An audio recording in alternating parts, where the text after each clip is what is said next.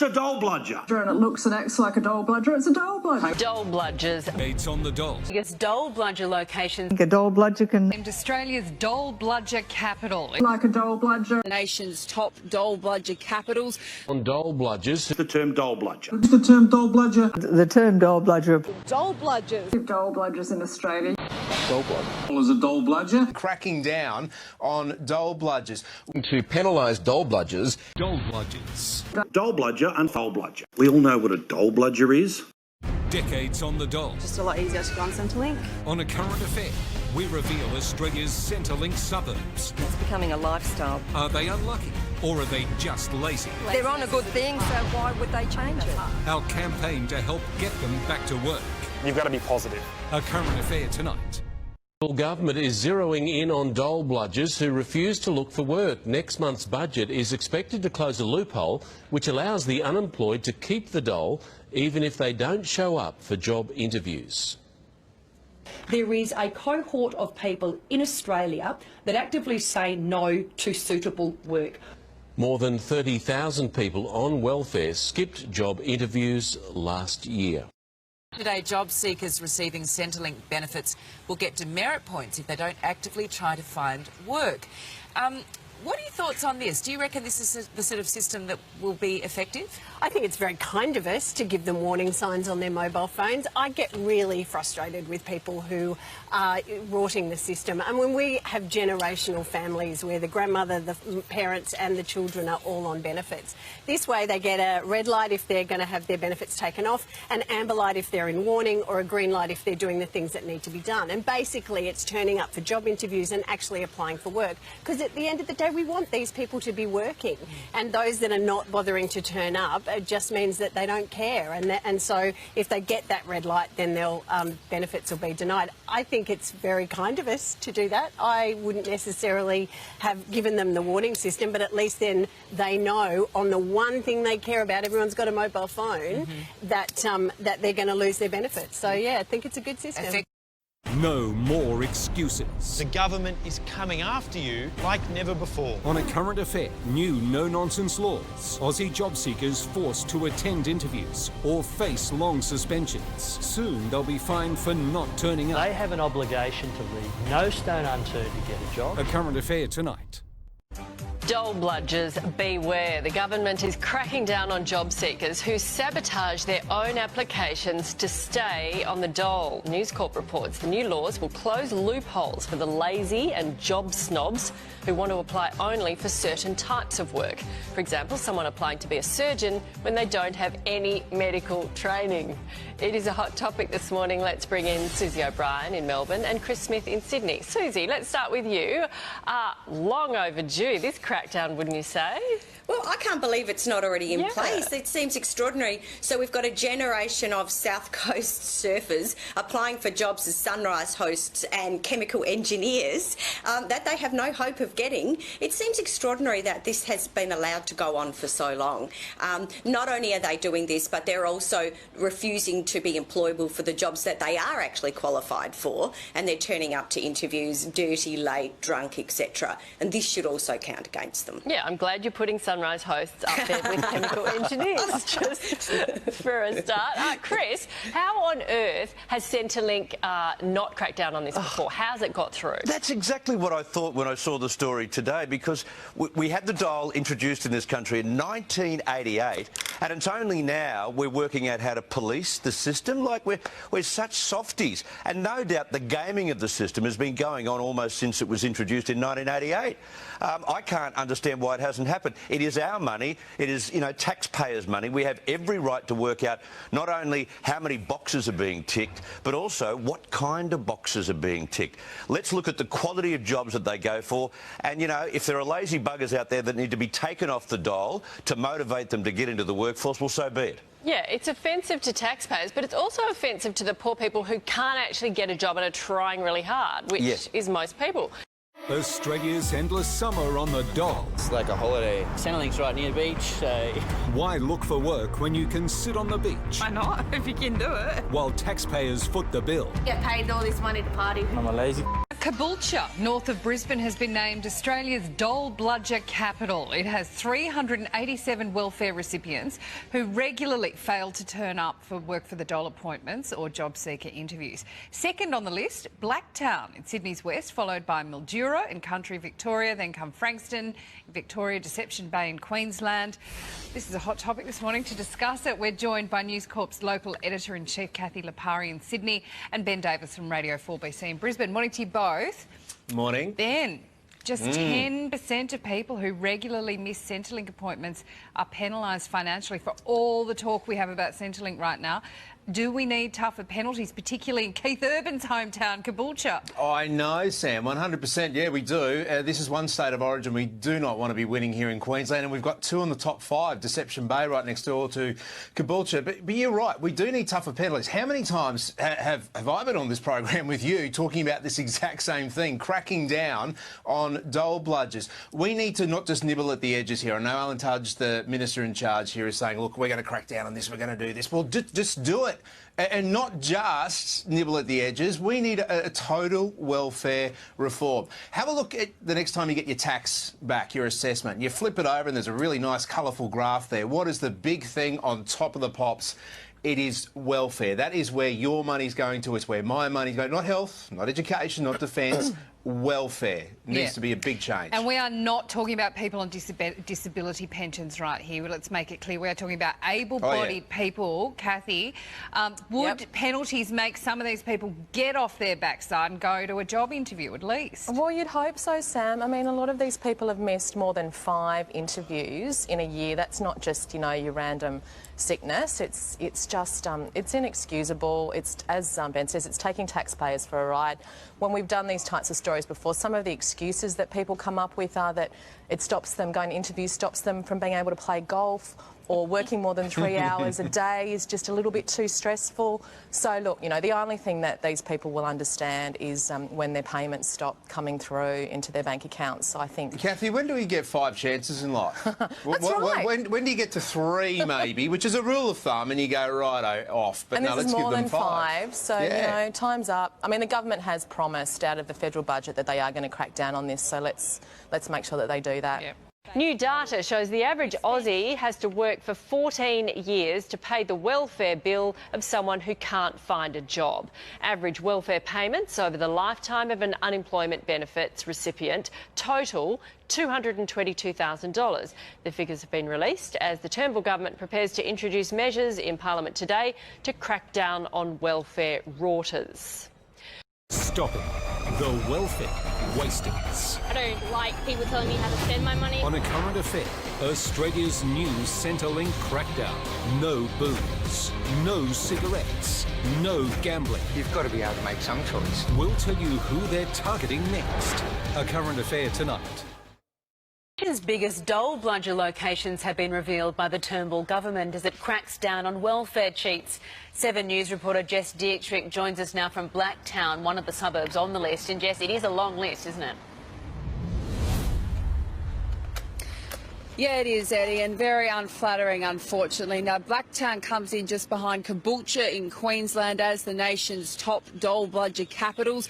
Mildura and Frankston in Victoria also came in 3rd and 4th, followed by Deception Bay in Queensland. Now, this is based on the concentration of 50,000 welfare recipients last year who missed 5 or more appointments or interviews through Centrelink, but still came to claim their Centrelink welfare benefits, of course. Now, unfortunately, a majority of those, about 60% of those, are in New South Wales.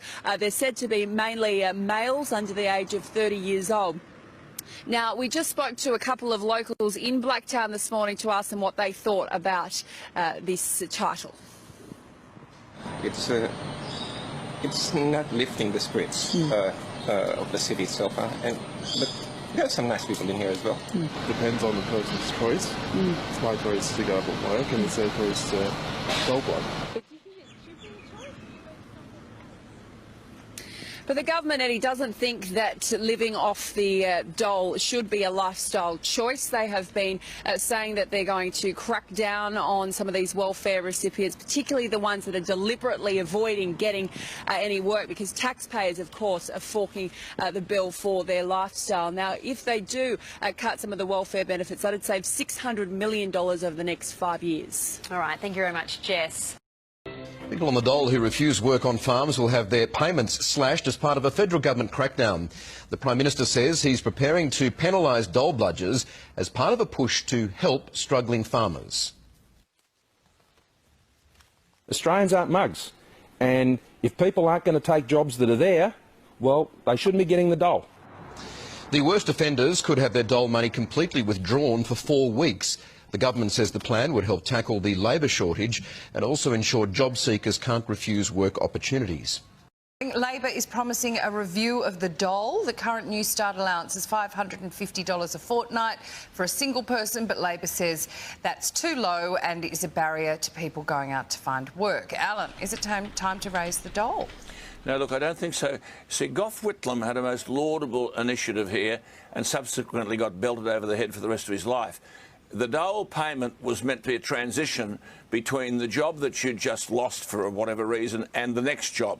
It wasn't meant to be full-time employment. Now, in this current circumstance, whatever it might be, if people live in 4 or 5 or 6 of them together, they can live at Bondi Beach if they like and not do any work. Now, I know there are qualifications they have to meet now to get it, but I think this argument about increasing the dole, and has someone told Mr Shorten there was $600,000 million in debt, and he's farming out money to everybody? Talk about the Greens buying votes on lowering the voting age. This is an attempt to buy votes from the same sector of the community.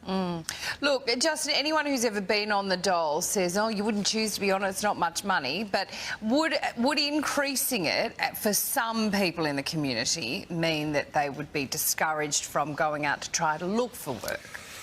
Look, I really wouldn't think so. I wouldn't like to think so. Sure, there's always going to be a section of the community that are going to just take whatever the hell they can and not work. But I'd say it probably need, just looking at it scantily, I'd say it does need a bit of a lift. But if you notice here, the Bill Shorten and the Labor Party are not jumping into this and saying, hey, we think it needs to be lifted. They want to look at it.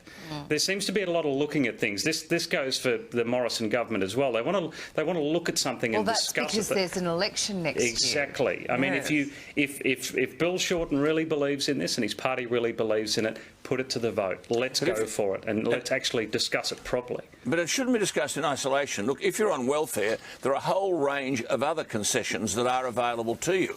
It's not just the single payment. There are a lot of other payments that you're exempted from or which are diminished as a result of the fact that you're on welfare. Yes, and if you can afford to live at Bondi Beach, then... well, 6 of them can. Cut out your you multiply 250 by 6. Exactly. 1,500 a week. Gentlemen, thank you. Oh, you're Great most to welcome, chat. Sam. See you soon. Their recipients are reportedly double dipping by moonlighting as Uber drivers, according to reports from the Black Economy Task Force. Yeah, for more, we're joined by political reporter Natalie Forrest. Natalie, good morning. What are the details here?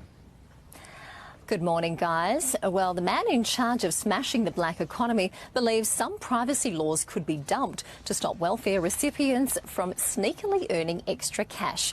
Black Economy Task Force Chair Michael Andrew believes too many welfare recipients are raking in extra income by working as Uber drivers and doing cash jobs. He says taxpayers are being taken for a ride by these welfare cheats who are double dipping, taking home a wage and Centrelink benefits. Obviously, the tax office has a job on its hands actually catching out these welfare recipients, many of them smart enough to know the rules and how to get around them. Mr Andrew also says some privacy laws which stop the sharing of information between government agencies should be scrapped to help tip off the ATO. But the government may be a bit reluctant after the Centrelink robo-debt debacle, in which the matching or mismatching of data has seen thousands of people get debt letters since mid-last year, with at least 1 in 5 debt notices actually wrong.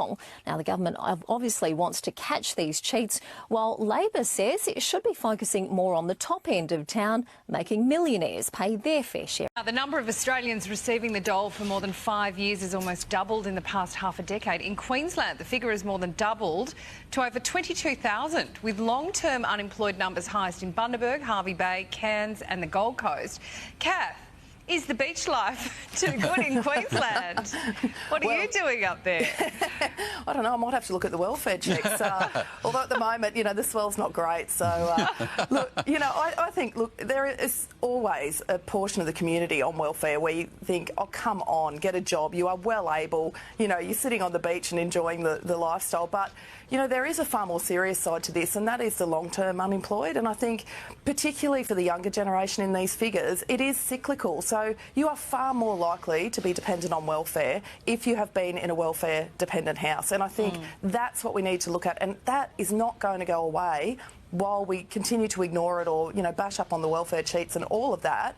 But there is a really big problem in that cycle of welfare-dependent teenagers. Ron, how do we get the long-term unemployed back to work these days when life is pretty good in these spots and they're not working and they're getting cash to do it? It's a big question. Now, welfare should be a safety net. It catches you when you're in dire straits. It should not be a lifestyle choice. But when people move into this lifestyle choice of welfare, and you wouldn't wish poverty on your worst enemy, but when you look at all the add-ons on top of the actual dole payment, you get free transport, you get parental support, you get rental allowances, you can even get a free house on the taxpayer. It's pretty hard to match that in the workplace. I know as a small business operator, I'll place an ad for staff and I'll get 20 responses and not a single person will turn up for an interview or a trial. But they have to go through that process to be able to line up and pick up their cheque in a fortnight's time. So look, we've got to get away from this idea that welfare is a lifestyle choice. It's not. It's only a safety net.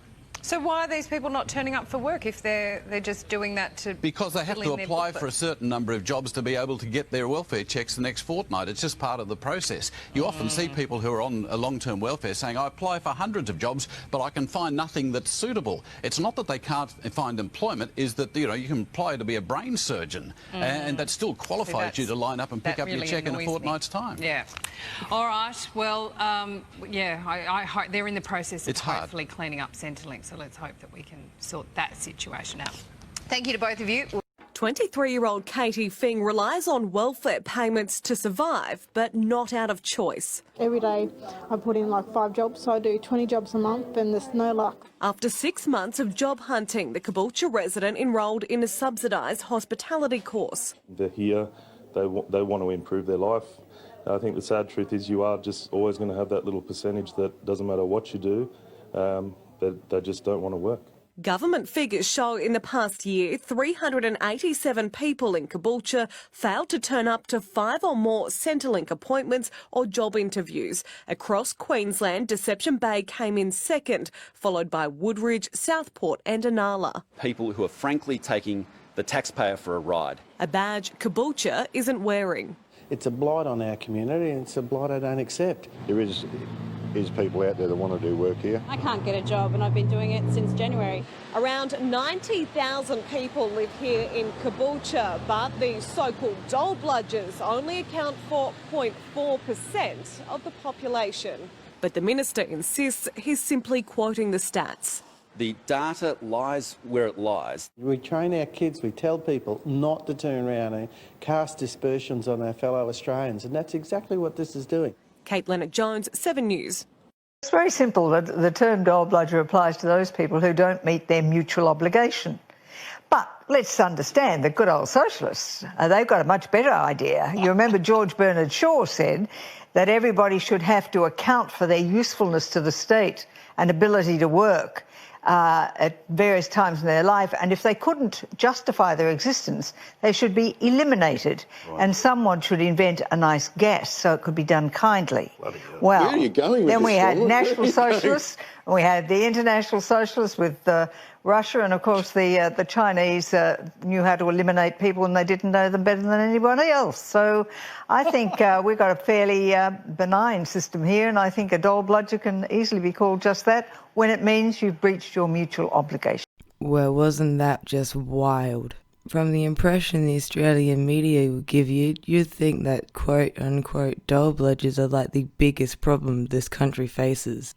Oh, and did anyone pick up on the little border I made here, which is meant to be $40, about how much you get to live off of a day if you have to survive off of New Start, formerly New Start, now it's like Job Seeker. Because yeah, in the middle of a pandemic, the Prime Minister thought it would be a swell idea to change it to Job Seeker. And yes, I'm going to comment on all of the clips that I just showed you. I thought I'd just leave it all to the end to save it getting confusing. And how many of them were Sunrise? It's like once a week Sunrise would have their hot topic as Dole Bludgers. But I find it quite amusing how their tweets do them in, like tweets going back quite some time. Let's have a look. Alright, the end of 2012, it has a parliamentary inquiry found the dole is inadequate, but the MPs decide to not increase it. Should it be more than 245? Why not? August 2014. New research shows that more than 200,000 Aussies over 50 are on the dole and out of work. Are you one of them? See, so it took them 2 years, but eventually they got around to telling the people that there are over 200,000 people that are over the age of 50 that have to live on around $245 a week. Took them a while, but they eventually got that information out to us. In this one, October 2016,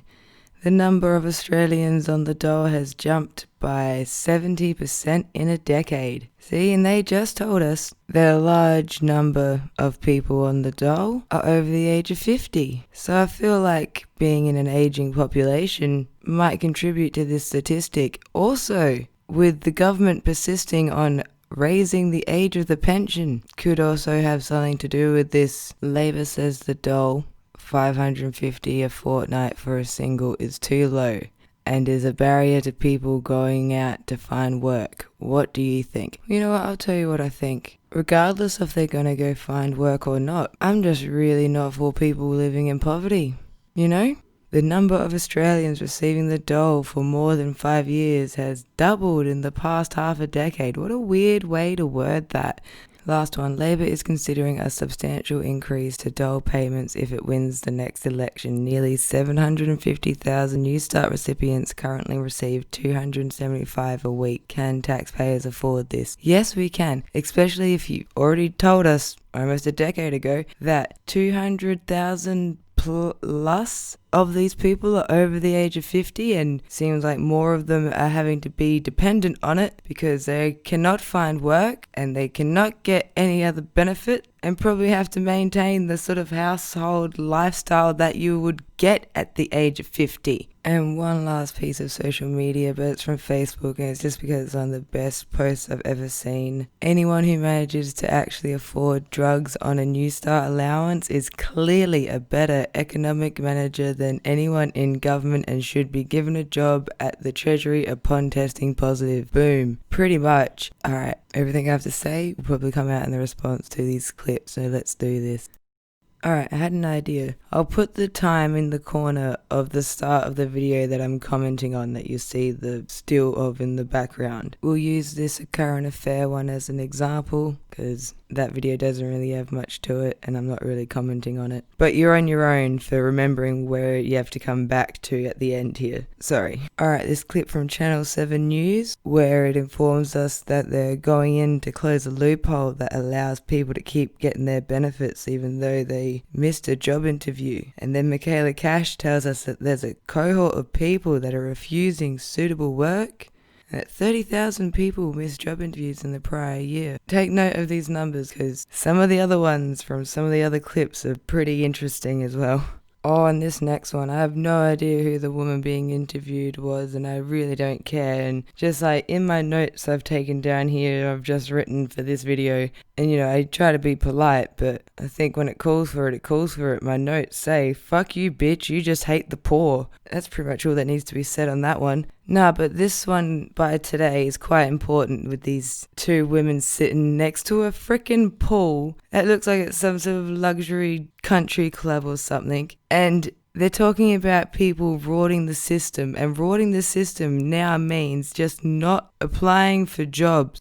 Alright, and then I love this next current affair one. The government's after you like never before. That's how they start them. Oh, a current affair's up there with Sunrise with the being out to get the Dole Bludgers. And And I think this is another important one to highlight, how a dole bludger is no longer just someone scamming the government. They've moved the meaning to just someone who is not meeting their mutual obligations. But let's be fair, amongst all Australians that don't need to come anywhere near the welfare system, everyone on welfare is a dole bludger. But amongst the people that are on the welfare system, you can usually identify the people that are getting benefits when they probably shouldn't be. But then it's pretty easy to see that most people need a little bit of money just to survive, and that especially depending on the person, employment is not a simple thing to solve. So, we were originally a place that didn't want to just tell people to go fuck off and starve. Oh, and this next one, the term job snob, where they actually think they're trying to make it seem like people applying to be a surgeon is this really clever scam they're running. It's like, no. And I know from the people that I know that had to try and survive off of this fucking system, that you do run out of jobs to apply for. And if you need to keep applying for jobs to keep your benefits, you will apply for every single job possible that's in your area. Oh yeah, no, this panel was really disgusting. Oh, and how they're like, how did Centrelink not crack down on this sooner? Well, maybe because it wasn't a problem the whole time. It's stunning, the people that are allowed to be on TV. Oh, the woman in the orange, with the people rocking up to their job interviews drunk and dirty. Another, just fuck you, bitch.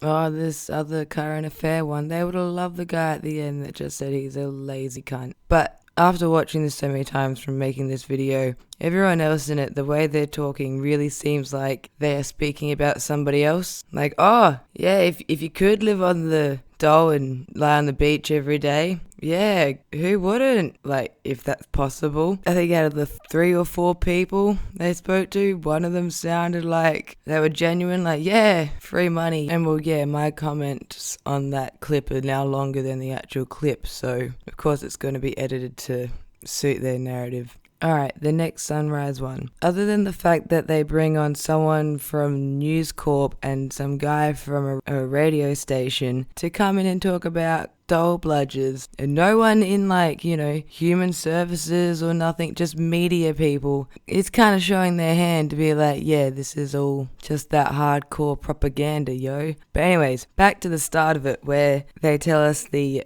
dole bludger capitals of Australia. And what number 1 is, the top of the list. And to be at the top of the list, they have 387 people that missed interviews or whatever. Think about that. Only 387 people deserve this whole news segment and like a whole panel of people. Oh yeah, I'm nowhere near done with this clip. She says that 387 people have missed multiple Centrelink appointments, and then turns to the guests on the panel and like, can you believe that only 10% of people that don't go to their appointments are penalised? What? And then the other lady who's like, oh, they don't go because they're too busy playing golf. It's like, which one is it? Are they drunk and dirty, or are they playing golf? I thought golf clubs have a fairly strict dress code, but never mind. And as for the guy that has the radio station, who's all like, we spend more on social security and welfare than we do on education and health and defence. That's true. We spend 180 billion on social security and welfare. But on that little coloured graph you get on the back of your taxes, it also says here that we spend 98 billion on other purposes, whatever that is, and another 48.5 billion on all other functions. Considering we spend 81.8 billion on health, 36.4 billion on education, and 32.2 billion on defence. So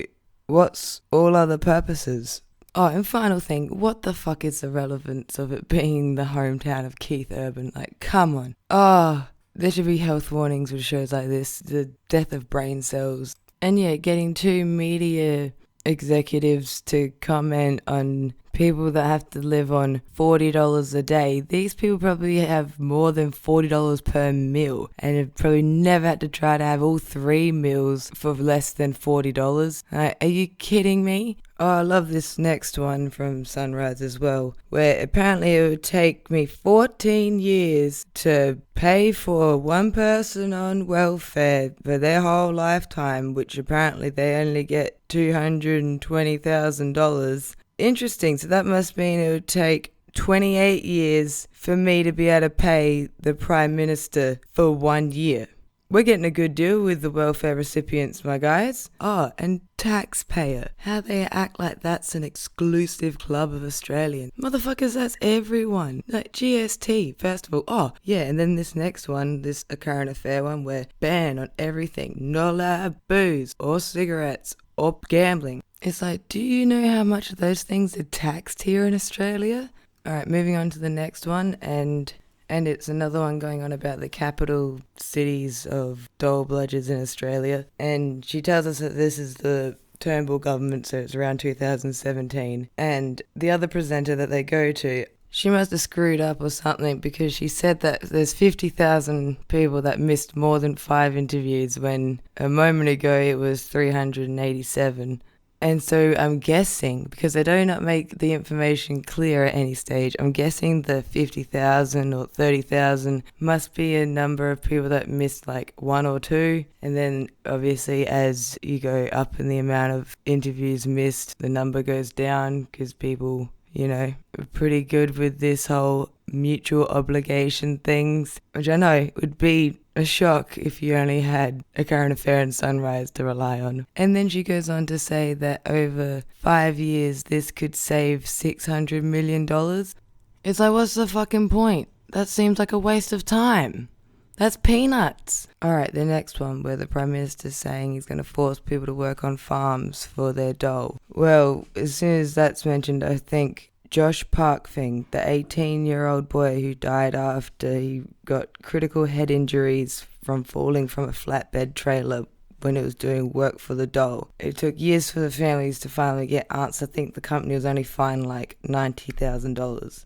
Oh, and I'm not going to let you forget about this, the Path jobs for young people, where it had a $1,000 incentive for the business, and if they did take on the worker, they could get up to $10,000. So the business gets up to a $10,000 incentive to take on a worker between the ages of 15 and 24 that they don't have to pay, and they have to do at least 20 hours a week, and that young person gets $200 a fortnight. So some quick math says that $100 a week for the 20 hours of work, that's $5 an hour. Here's a quote from someone from a focus group. What really annoyed me is that they said if you do the course that you'll get extra on your Centrelink. Then that turned out not to be true. On to the next one. Alright, now you know it's just hardcore propaganda when they're bringing on Alan Jones to talk about what Dole Bludgers should be doing. And of course, he's not going to think we should raise it. As if that's the question you're going to ask that person. Alright, and so we know this is around 2019 because they're talking about raising New Start around the election. I mention that because then we can gauge how much property prices would have gone up in Bondi Beach, because he's saying if you get 6 of yous all on the dole, you can go get yourself a house or an apartment at Bondi. I had a little look at what it's to rent a 1-bedroom apartment, Bondi. It's like average $500 a week. So 2 of yous can cover the rent, and then the other 4 of yous chip in for the bills and the groceries, enough groceries for all 6 of yous. Like, I hope someone said to him afterwards, that was fucking stupid. Why did you say that on air? Because he really trying to sell it like they're living the dream, living at Bondi on the dole. Who the fuck wants to live with 5 other people? If that's the situation you're in, I don't really think you've beat any system. And how they keep talking about people like they're all just lazy, and if you give them some money they don't even want to work. Like people don't have aspirations and dreams and goals, and just they want to go work. which I personally believe you can build a much better society off of people going off to do what they're passionate about or things that they're willing to do that need to be done, rather than forcing it to be a necessity of survival and just making people have to go constantly apply for jobs and stress out. And I don't think you'll have a really good workforce if you deteriorate all their mental health. Alright, and then on to this next one from the morning show. Now this one is scary. They're saying that they're double dipping by also being Uber drivers. So now we're going after Uber drivers, where I'm sure there are many other ways people are rorting the system and getting money out of the government that they shouldn't be. I don't know, water profiteering, get themselves a nice cool $81 million to the Cayman Islands. But who cares about that? We've got people getting $250 a week from the government, and also whatever you could possibly get from driving Ubers. Get them! Spend the time, resources and effort into going after those people who, obviously, by being Uber drivers, are doing more for the community than Angus frickin' Taylor. Oh, and then this one just gets scarier. They want to go after privacy to be able to get these people that are double dipping by getting a minimum wage and a tiny little bit of scraps from the government.